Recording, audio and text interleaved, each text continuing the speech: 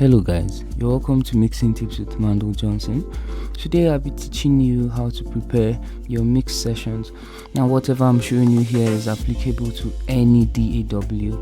It's something for everybody. Please make sure you like and subscribe to this channel, and thank you. So well, you're going to see me talking different and audio different. I had problems with the audio I recorded last time, so I decided to record audio again. So basically I'll be hiding the vocals here, tracks I'm not going to be really working with, so I'll just hide them quickly and then we'll get into what we have for today. So the first thing I do is I rename all my tracks. Now that helps you to know exactly what you're working on. So I'm seeing the kick, I know it's my kick. I'm seeing the bass, I know it's my bass, and I'm not getting anything mixed up. I don't really name them exactly how they are most times. I could give them names that would help me recognize what is what. So I'll just speed up the video while I rename my tracks, and then I'll be back shortly.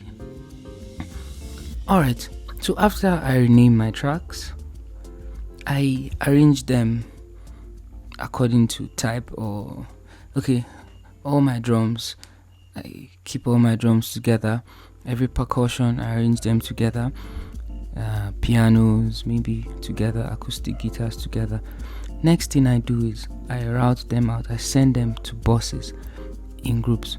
So all my drums, I send them down to one bus, and then I like my project looking good, so I also color my project.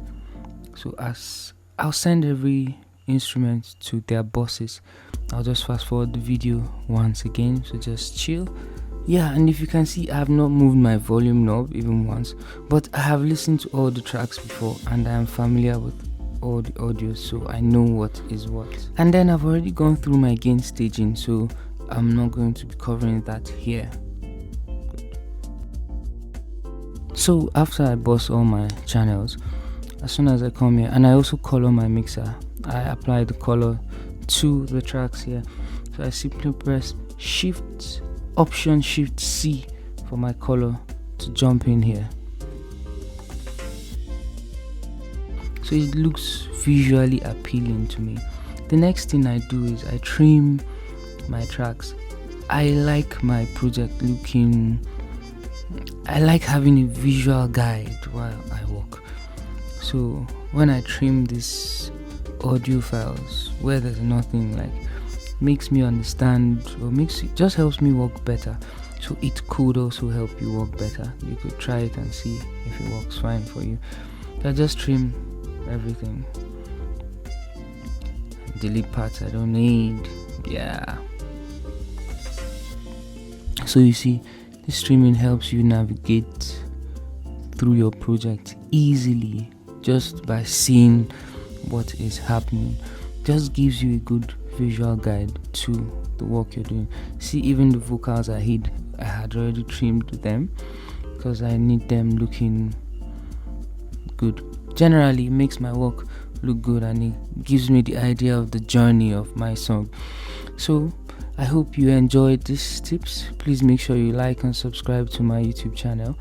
Drop any question below. Thank you.